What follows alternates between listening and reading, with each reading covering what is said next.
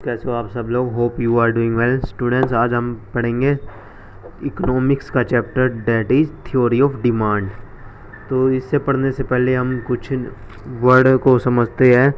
तो सबसे पहले हमारे पास आती है नीड। What is need?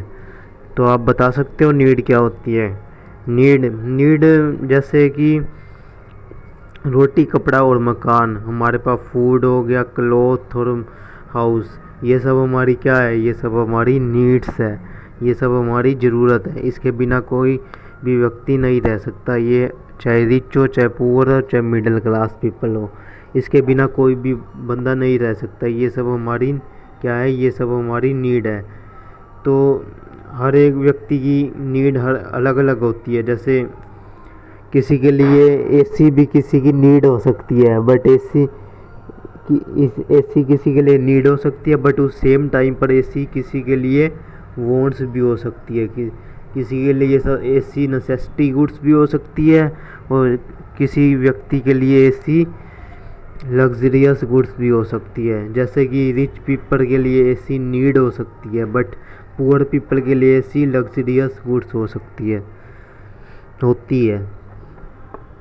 तो ये डिफरेंट जो नीड है, और ये पीपल के अकॉर्डिंग डिफ़र करता है। ये तो हमारे पास डिफरेंट गुड्स आते हैं। ये सब इनके नेचर डिफर पीपल के अकॉर्डिंग चेंज होता रहता है। तो नीड हमारी अलग होती है, वॉन्ट्स हमारी अलग होती है, और नीड्स और वॉन्ट्स अलग होती है, और नीड्स अलग होती है और वॉन्ट्स अलग होती है। तो हमारी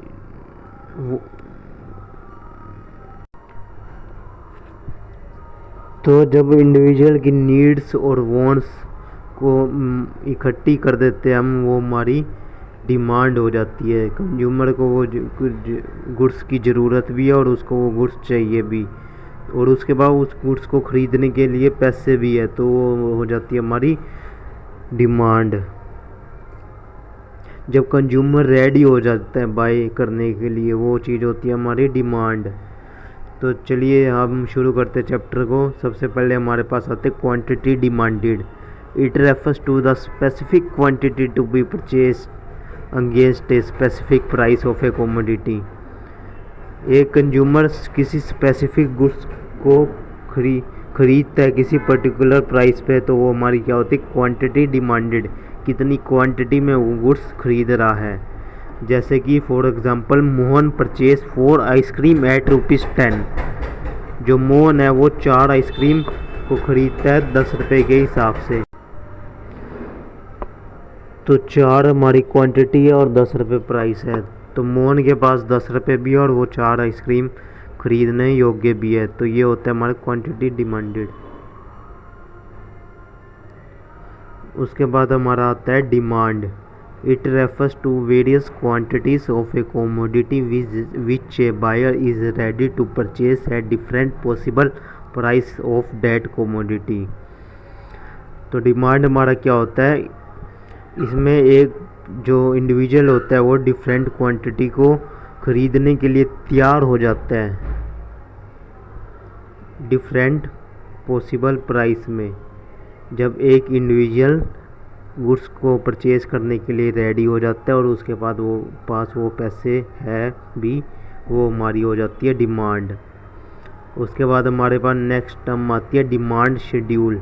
ए table which shows the relationship between price and quantity demanded. तो जो हमारा डिमांड शेड्यूल है, ये किसके बीच में रिलेशनशिप शो करता है? प्राइस और क्वांटिटी डिमांड के बीच में। तो दे आर 2 टाइप्स, 2 टाइप्स के हमारे डिमांड शेड्यूल होते हैं। फर्स्ट है हमारा इंडिविजुअल डिमांड शेड्यूल, सेकंड है हमारा मार्केट डिमांड शेड्यूल। तो हमारा फर्स्ट नंबर पे आता है individual demand schedule. Individual demand schedule क्या होता है? ये हमारा इंडिविजुअल डिमांड शेड्यूल हमें शो करता है हमारा एक व्यक्ति का प्राइस क्या है और उसकी क्वांटिटी क्या है। वो होता है हमारा इंडिविजुअल डिमांड शेड्यूल। जैसे प्राइस किसी गुड्स का प्राइस है एक मिनट। किसी गुड्स का प्राइस है 1 2 3 4। जैसे जैसे किसी गुड्स का प्राइस इंक्रीज़ होता है तो उसकी क्वांटिटी क्या हो जाती है, डिक्रीज़ होती रहती है। यही हमारा डिमांड का नेचर है। लॉ ऑफ डिमांड हमारा यही कहता है। आगे लॉ ऑफ डिमांड भी पढ़ेंगे क्या होता है। तो जैसे जैसे किसी गुड्स को हम परचेज़ करते हैं तो उसकी क्वांटिटी डिमांड क्या हो जाती है, हमारे डिक्रीज़ हो जाती है। जैसे जैसे किसी गुड्स का प्राइस इंक्रीज़ होता रहता है तो उसकी क्वांटिटी क्या डिक्रीज़ होती रहती है। जैसे हम किसी गुड्स का प्राइस 10 रुपये आज है तो हम उसको इसकी एक क्वांटिटी ख़रीदते हैं। जैसे मान लो हमारी खर्ची है 10 रुपये, मान लो पहले 10 रुपये की 2 आइसक्रीम आती थी, अब उस आइसक्रीम का प्राइस बढ़ के जो है 10 से 20 रुपये हो गया है। तो हम क्या करेंगे, हम अपनी क्वांटिटी को क्या कर देंगे, डिक्रीज़ कर देंगे। हमारी इनकम तो उतनी है बट हम अपनी क्वांटिटी को डिक्रीज़ कर देंगे। तो ये हमारी डिमांड का लॉ ऑफ डिमांड हमारा यही कहता है। उसके बाद नेक्स्ट टर्म आती है market demand schedule. It is a table showing different quantities of a commodity that all buyer in the market are ready to buy at different possible price of the commodity at a point of time. तो हमारा market demand schedule क्या कहता है, ये हमारी जितनी भी market में डिमांड है ये सबको शो करता है। जितने भी बायर्स है सबकी हमारी कंप्लीट हमारा एक कंबाइंड डिमांड को शो करता है। वो हमारी क्या होती है, मार्केट डिमांड। तो देखो जैसे किसी गुड्स का प्राइस है 1 रुपया, उसकी अमित 4 का क्वान्टिटी खरीदता है, मोहित 5 क्वान्टिटी खरीदता है। जब उस गुड्स का प्राइस 1 से 2 हो जाता है तो अमित 3 क्वांटिटी खरीदता है, मोहित 4 क्वांटिटी खरीदता है। उसका प्राइस 3 हो जाता है, ऐसे 4 हो जाता है तो अमित उस हिसाब से 2 खरीदता है और 1 खरीदता है, और मोहित 3 खरीदता है और 2 खरीदता है। तो अमित और मोहित की जो अब हम इन दोनों की कंबाइंड कर देते हैं डिमांड को, जैसे 4 + 5 इन दोनों को हम प्लस कर देते हैं तो ये हमारा 9। उसके बाद हमारा जैसे हम 3 + 4 को हम प्लस कर देते हैं तो हमारा ये 7, 2 + 3 को प्लस कर देते हैं तो हमारी ये 5। ये हमारी क्या बन जाती है, मार्केट डिमांड बन जाती है। उसके बाद हमारे पास नेक्स्ट टर्म आती है डिमांड कर्व। तो डिमांड कर्व क्या होता है, it is A graphic representation of demand schedule. ये किसका ग्राफिक रिप्रेजेंटेशन है, मतलब हम इनको ग्राफ की फॉर्म में प्रेजेंट करते हैं अकॉर्डिंग टू डिमांड शेड्यूल के अकॉर्डिंग। अभी ऊपर हमने डिमांड शेड्यूल पढ़ा है ना, तो अब इसके नीचे उसी के अकॉर्डिंग ग्राफ बन जाता है। तो ये हमारा होता है, ये हमारा है ग्राफ कर्व बनता है हमारा डिमांड का। तो हमारा डिमांड का कर्व कैसे बनता है, जैसे ये होता है हमारा डिमांड। तो हमारी डिमांड यहाँ पे हमारा हो जाता है वाई एक्सिस, यहाँ पे हो जाता है हमारा एक्स एक्सिस। यहाँ हम ले लेते हैं प्राइस और नीचे हम एक्स एक्सिस पे ले लेते हैं क्वांटिटी। तो हम यहाँ पे 1 2 3 4 ये हम यहाँ पे लिख लेते हैं 1 2 3 4, सेम हम यहाँ पे लिख लेते हैं। तो जैसे जैसे किसी गुड्स का सबसे पहले गुड्स का प्राइस 1 होता है तो हम उसकी 4 क्वांटिटी खरीदते हैं। सॉरी, ये मैं दोबारा बनाता हूँ। ये होता है हमारा कर्व, या हम लिख लेते हैं वाई एक्सिस, या हम लिख लेते हैं एक्स एक्सिस। या हमारा 0 आ जाता है, या 1 या 2 या 3 या 4, या 1 या 2 या 3 या 4। तो यहाँ पे हम प्राइस ले लेते हैं और यहाँ हमारी क्वांटिटी ले लेते हैं। तो सबसे पहले हमारी जो है प्राइस होता है 1 होता है तो हम 4 क्वांटिटी को परचेज़ करते हैं। जैसे ही हमारा प्राइस 1 से 2 हो जाता है तो हम 3 क्वांटिटी को परचेज़ करते हैं। जैसे ही हमारा प्राइस 2 से 3 हो जाता है तो हम 2 क्वांटिटी को परचेज़ करते हैं। जैसे हमारा प्राइस 3 से 4 हो जाता है तो हम 1 क्वांटिटी को परचेज़ करते हैं। और इसको हम जब ज्वाइन कर देते हैं तो ये हमारा कौन सी हो जाती है, डिमांड हो जाती है। Demand always slope downward from left to right. तो याद रखना इस बात को, जो हमारी डिमांड कर्व होती है वो हमेशा डाउनवर्ड स्लोपिंग होती है left to right, because of increase of price and decrease of demand according to law of demand. ठीक है, तो यह हमारा होता है डिमांड कर्व। उसके बाद हमारा हो जाता है मार्केट डिमांड कर्व। ऐसे ही हमारा ऊपर इंडिविजुअल डिमांड कर्व था, अब मार्केट डिमांड कर्व में क्या करते हैं हम, जितनी भी पूरे मार्केट की डिमांड है उसको, जितनी भी पूरी मार्केट की डिमांड है उसको हम इंक्रीज़ कर देते हैं, तो वो कंबाइन कर देते हैं, वो हमारा बनता है मार्केट डिमांड कर्व। उसके बाद हमारा आता है एक लॉ ऑफ डिमांड। तो क्या होता है law of demand? Law of demand state that other things being equal. Law of demand में हम क्या पढ़ते हैं, जो अदर थिंग्स है वो हमारे इक्वल होते हैं, मतलब अदर थिंग्स मान लो आपका सब्स्टिट्यूट हो गया, कॉम्प्लीमेंट्री गुड्स हो गया, जैसे टेस्ट हो गया और आपका शेड्यूल हो गया, सीजनल डिमांड हो गया, तो ये सब अदर फैक्टर होते हैं। अब अभी हम आगे पढ़ेंगे, ये सब आपके कांस्टेंट फैक्टर होते हैं। तो ये लॉ ऑफ डिमांड क्या होता है? ये लॉ ऑफ डिमांड हमें ये बताता है जैसे जैसे किसी गुड्स का प्राइस बढ़ता है तो उसकी क्वांटिटी क्या हो जाती है, डिक्रीज हो जाती है। तो ये डिमांड का नेचर है, जैसे जैसे हम किसी गुड्स की क्वांटिटी, जैसे जैसे किसी गुड्स का प्राइस इंक्रीज होता जाता है तो उसकी क्वांटिटी डिमांडेड क्या हो जाती है, वो भी डिक्रीज होती रहती है। जैसे आज कुल्फ़ी का प्राइस है 1 रुपये है, तो हम उसकी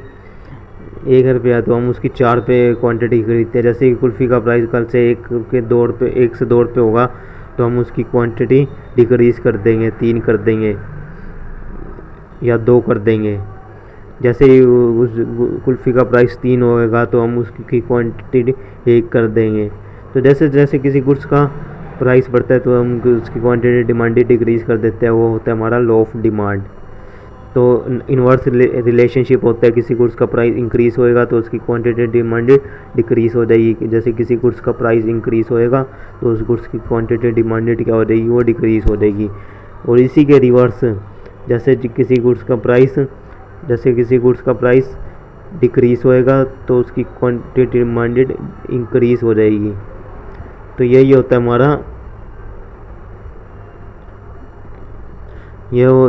हमारा लॉ ऑफ डिमांड, इसी को बोलते हैं। देखो ये बार यहाँ पे पढ़ो, law of demand state that all other things factor being constant, सभी अदर फैक्टर कांस्टेंट रखते हैं, बस चेंज किस में होता है, प्राइस और डिमांड में। तो ये क्या कहता है, consumer demand for the good service will decrease and vice versa. जैसे जैसे किसी गुड्स का प्राइस इंक्रीज होता है तो कंज्यूमर की डिमांड क्या हो जाती है, डिक्रीज हो जाती है। और जैसे किसी गुड्स का प्राइस डिक्रीज होता है तो कंज्यूमर की डिमांड है वो इंक्रीज हो जाती है। तो यही हमारा लॉ ऑफ डिमांड बताता है। The law of demand states that higher the price the lower the quantity demanded. Price ज़्यादा होगा तो क्वांटिटी डिमांड कम होगी, प्राइस कम होगा तो क्वांटिटी डिमांडेड ज़्यादा होगी। बट शर्त ये है इसमें other things being equal, other factor है जो वो कांस्टेंट होनी चाहिए। तो देखो इसकी अजम्पशन है कुछ, तो लॉ ऑफ डिमांड की आइए पढ़ते हैं इसको। तो क्या कहते हैं ये अजम्पशन में, नो चेंज इन इनकम में कोई चेंज नहीं होना चाहिए। No change in the size of population में भी चेंज नहीं होना चाहिए।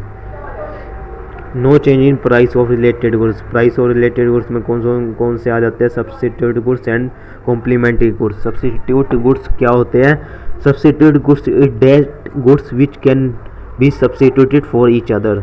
सब्स्टिट्यूट गुड्स वो होते हैं जो हम एक दूसरे की जगह यूज़ कर सकते हैं, जैसे कि टी एंड कॉफ़ी। जैसे ही टी का प्राइस बढ़ता है तो हम कॉफ़ी की क्वांटिटी डिमांडेड को इंक्रीज़ कर देते हैं, जैसे टी का प्राइस डिक्रीज़ होता है तो हम सोचते हैं अपने अकॉर्डिंग। तो हम इसमें बेसिकली पढ़ते हैं, जैसे किसी गुड्स का प्राइस इंक्रीज़ होता है तो उसका जो हमारे पास सब्स्टिट्यूट्स अवेलेबल है तो हम उस गुड्स को ही परचेज़ करेंगे ना। जैसे हमारे पास कॉफ़ी का प्राइस बढ़ता है तो हमारे पास टी है तो हम उसको ही परचेज़ करेंगे ना, कॉफ़ी को क्यों करेंगे। आज टी 10 रुपये की मिल रही है, कॉफ़ी भी हमको 10 रुपये की मिलती है। बट टी का प्राइस बढ़ के कल को 10 से 15 रुपये हो जाता है और कॉफ़ी हमारी 10 रुपये की 10 की रहती है। तो हम अब हम प्रेफर करेंगे, कॉफ़ी पीना प्रेफर करेंगे, क्योंकि ये हमें 10 रुपये की पड़ रहे हैं। तो कॉफ़ी की डिमांड क्या हो जाएगी, इंक्रीज़ हो जाएगी। हमारा होता है सब्स्टिट्यूट गुड्स। इसी के बाद आता है हमारा कॉम्प्लीमेंट्री गुड्स, ये भी हमारा रिलेटेड गुड्स के अंदर ही आता है। कॉम्प्लीमेंट्री गुड्स क्या होता है, complementary goods are those goods which can be complete complement for others, तो हम एक दूसरे के साथ ही यूज़ कर सकते हैं। Both goods use can be together, तो वो होता है हमारा कॉम्प्लीमेंट्री गुड्स। क्या होता है कॉम्प्लीमेंट्री गुड्स? दो गुड्स जिनको हम एक साथ यूज़ कर सकते हैं, जैसे for example ink and pen, car and petrol. जैसे जैसे कार का प्राइस बढ़ेगा तो पेट्रोल की डिमांड भी क्या हो जाएगी, डिक्रीज हो जाएगी। कार का प्राइस बढ़ेगा तो पेट्रोल की डिमांड भी डिक्रीज हो जाएगी, या पेट्रोल का प्राइस बढ़ेगा कार की डिमांड डिक्रीज हो जाएगी। तो ये हमारा होता है कॉम्प्लीमेंट्री गुड्स। उसके बाद हमारी एक्सेप्शन आती है, लॉ ऑफ डिमांड की क्या एक्सेप्शन होती है। तो एक्सेप्शन बेसिकली जो लॉ ऑफ डिमांड को फॉलो नहीं करती, वो हमारी होती है एक्सेप्शन। फर्स्ट हमारी होती है वेबलंग गुड्स और आर्टिकल ऑफ डिस्ट्रीब्यूशन। वेबलंग गुड्स मतलब आर्टिकल ऑफ डिस्टिंक्शन। तो ये हमारी जो आर्टिकल ऑफ डिस्टिंक्शन होती है, ये हमारी जनी कॉस्टली प्रोडक्ट्स होती है। आर्टिकल ऑफ डिस्टिंक्शन हमारी जनी ये जो हमारी होती है, ये कॉस्टली प्रोडक्ट्स होती है। जैसे कि ज्वेलरी हो गई हमारी, ये हमारी सब क्या है, कॉस्टली प्रोडक्ट है। तो ये लॉ ऑफ डिमांड को फॉलो नहीं करती, इनका प्राइस बढ़ता है जब भी कंज्यूमर परचेज करता ही करता है। तो लॉ ऑफ डिमांड क्या कहता है, जैसे किसी गुड्स का प्राइस बढ़ता है तो उसकी क्वांटिटी डिमांड क्या हो जाती है, डिक्रीज हो जाती है। तो ये हमारा इन्वर्स रिलेशनशिप ये लॉ ऑफ डिमांड शो करता था, बट यहाँ पे ऐसा नहीं है। जैसे किसी महंगी ये ज्वेलरी वगैरह होते हैं, इनका प्राइस ज़्यादा हो जाता है, फिर भी उनकी क्वांटिटी डिमांड हम परचेज करते हैं। तो ये एक एक्सेप्शन है। उसके बाद आता है हमारा इन्फीरियर गुड्स। इन्फीरियर गुड्स में लॉ ऑफ डिमांड की परसेप्शन है। जैसे इन्फीरियर गुड्स का प्राइस इंक्रीज होता है जब हम उसे गुड्स को ज़्यादा खरीदना पसंद करते हैं। हमारी ये लो क्वालिटी की गुड्स होती है। इन्फीरियर गुड्स हमारी होती है लो क्वालिटी की गुड्स, जैसे डालडा घी हो गया, कर्ड हो गया, ये हमारी होती है लो क्वालिटी की जो चीज़ें होती है, वो हमारी होती है इन्फीरियर गुड्स। उसके बाद एक आता है हमारे पास गिवन गुड्स, ये भी हमारी लो क्वालिटी की गुड्स होती है। गिवन गुड्स भी क्या होती है, हमारी लो क्वालिटी की गुड्स होती है। जैसे जैसे किसी गुड्स का प्राइस गिवन गुड्स होता है, उसका प्राइस बढ़ता है तो उसकी क्वांटिटी डिमांड भी इंक्रीज होती है, और उसका प्राइस डिक्रीज होता है तो उसकी क्वांटिटी डिमांड भी डिक्रीज होती है। तो इसमें पॉजिटिव रिलेशनशिप होता है गिवन गुड्स में प्राइस और क्वांटिटी डिमांड का। बट जो हमारा लॉ ऑफ डिमांड है उसमें नेगेटिव रिलेशनशिप होता है। नॉर्मल गुड्स होती है हमारी, उनमें नेगेटिव रिलेशनशिप होता है। हमारी जो गिवन गुड्स और इन्फीरियर गुड्स होती है उसमें हमारा पॉजिटिव रिलेशनशिप होता है, किसका, क्वांटिटी डिमांडेड का प्राइस के साथ में। और जो इनकम का रिलेशन होता है, इनकम इफेक्ट का रिलेशन होता है हमारा, वो नेगेटिव होता है गिवन गुड्स में। जैसे किसी गिवन गुड्स की जैसे हमारी इनकम बढ़ती है तो गिवन गुड्स को हम कम खरीदना शुरू कर देते हैं, क्योंकि हम उसके बाद हम जो हमारी लग्जरियस गुड्स है या नॉर्मल गुड्स है, हम उसको अच्छी गुड्स खरीदेंगे। हम लो क्वालिटी की गुड्स क्यों खरीदेंगे? तो हमारी इनकम इंक्रीज होती है तो हम लो क्वालिटी की गुड्स खरीदना कम कर देते हैं, उसको हम बोलते हैं गिवन गुड्स का इफेक्ट। तो हमारा इसमें इनकम इफेक्ट होता है वो नेगेटिव होता है, और प्राइस इफेक्ट जो होता है वो पॉजिटिव होता है। देखो लिख रखा है में positive effect, it means the demand fall with the fall in price. Demand हमारी डिक्रीज हो जाती है जैसे प्राइस डिक्रीज होता है। And demand rise when will rise it price. Demand हमारी इंक्रीज हो जाती है जैसे प्राइस इंक्रीज होता है। तो हमारा पॉजिटिव इफेक्ट कौन सा होता है? Price effect. प्राइस इफेक्ट हमारा होता है पॉजिटिव इफेक्ट होता है हमारा, वो होता है प्राइस इफेक्ट होता है हमारा पॉजिटिव होता है। उसके बाद हमारा जो नेगेटिव इफेक्ट होता है वो हमारा होता है यहाँ पर income effect. Income effect given goods में नेगेटिव होता है। जैसे इनकम इंक्रीज होगी तो हमारी क्वांटिटी डिमांड क्या हो जाएगी? डिक्रीज हो जाएगी, और वाइस वर्सा। ठीक है। उसके बाद आता है हमारा डिटर्मिनेंट्स ऑफ डिमांड। डिमांड के डिटर्मिनेंट्स क्या है? ऊपर हमने पढ़े थे अदर थिंग्स बीइंग इक्वल, तो अदर फैक्टर है, ये जो हमारे फैक्टर है जो हमारे प्राइस और डिमांड को जो अफेक्ट करते हैं, तो ये सब हमारे कांस्टेंट होते हैं लॉ ऑफ डिमांड में। तो आइए पढ़ लेते हैं हमारे डिटर्मिनेंट्स क्या होते हैं। तो demand function it shows the relationship between demands and in various determinants.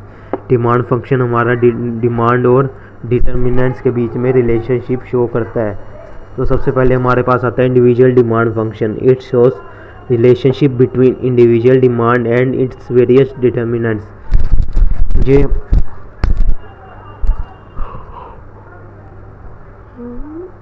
हमारी इंडिविजुअल डिमांड फंक्शन क्या होता है, जो हमारी इंडिविजुअल डिमांड और जो इसके फैक्टर है इसके बीच में रिलेशनशिप शो करता है।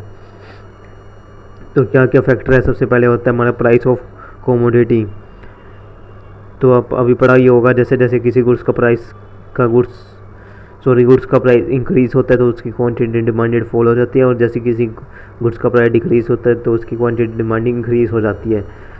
तो ये होता है हमारा प्राइस ऑफ गुड्स। प्राइस और रिलेटेड गुड्स ये भी अभी आपको बता ही दिया मैंने। एक होता है प्राइस और रिलेटेड गुड्स में दो तरह के गुड्स आते हैं, एक होता है हमारा सब्स्टिट्यूट गुड्स और एक होता है हमारा कॉम्प्लीमेंट्री गुड्स। सब्स्टिट्यूट गुड्स क्या होता है, the goods which can B substitute for another.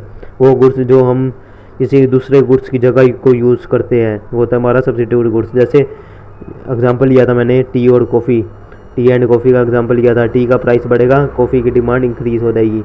तो यहाँ पे हमारा एक तरह से पॉजिटिव रिलेशनशिप शो करता है प्राइस और डिमांड के बीच में। जैसे किसी गुड्स का एक गुड्स का प्राइस बढ़ता है तो दूसरे गुड्स की क्वांटिटी डिमांड भी क्या हो जाती है, इंक्रीज़ हो जाती है। जैसे किसी गुड्स का प्राइस डिक्रीज होता है तो दूसरे गुड्स की क्वांटिटी डिमांडेड भी क्या हो सकती है, डिक्रीज हो सकती है।